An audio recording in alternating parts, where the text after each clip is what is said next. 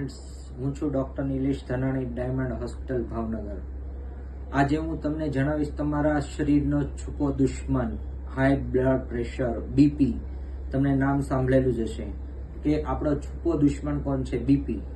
હવે આપણે શરીરમાં જે ધમનીઓ આવેલી છે એમાં જે લોહી વહેતું હોય છે એનું પ્રેશર નોર્મલ કેટલું હોય? 120 થી 80।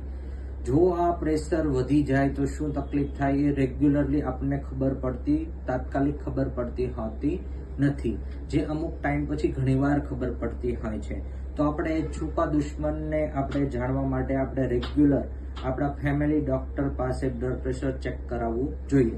તો બ્લડ પ્રેશર ચેક કરાવવા જઈએ તો આપણે ચાલીને ગયા હોય કે દાદર ચડીને ગયા હોય તો આપણે 10 મિનિટ બહાર વેઇટિંગમાં બેસી અને પછી આપણે બ્લડ પ્રેશર ચેક કરાવવું જોઈએ।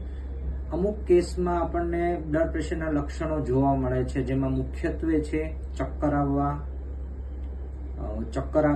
આવી જવા, આંખે અંધારા આવી જવા, માથું દુખવું, પણ બધા જ કેસમાં તમને બીપીના લક્ષણો જોવા મળતા નથી અને ઓચિંતાનું ઘણીવાર આપણે રૂટીન બતાવીને બીપી જોવા મળે છે, એટલે જ આપણે એને આપણો છુપો દુશ્મન કહીએ છીએ। હવે ધારો કે આપણે બીપી ઓછું નોર્મલ રહે એના માટે શું કરવું જોઈએ? તો એના માટે આપણે પહેલા મીઠું રોજનું 4 થી 5 ગ્રામ લેવું જોઈએ।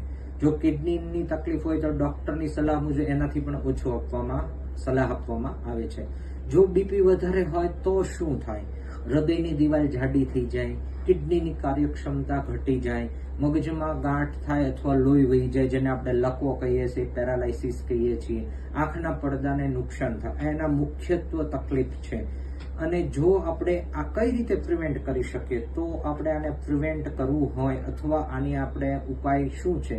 ગુસ્સો ઓછો કરવો, ચિંતા ઓછી કરવી, પ્રાણાયામ છે, મેડિટેશન છે એ કરવા જોઈએ, ડેઈલી વોકિંગ કરવું, મેદસ્વીતા હોય તો ઓછી કરવી, આ લાઈફસ્ટાઈલ મોડિફિકેશન છે। જો બીપી નોર્મલ રહે એના માટે આપણે બીડી, તમાકુ અને સિગારેટનો પણ ત્યાગ કરવો જોઈએ, એના લીધે પણ બ્લડ પ્રેશર વધતું હોય છે। વધારે માહિતી માટે આપ આપણા ફેમિલી ડોક્ટર, MD ફિઝિશિયન કે ડાયમંડ હોસ્પિટલનો આપ સંપર્ક કરી શકો છો। આભાર।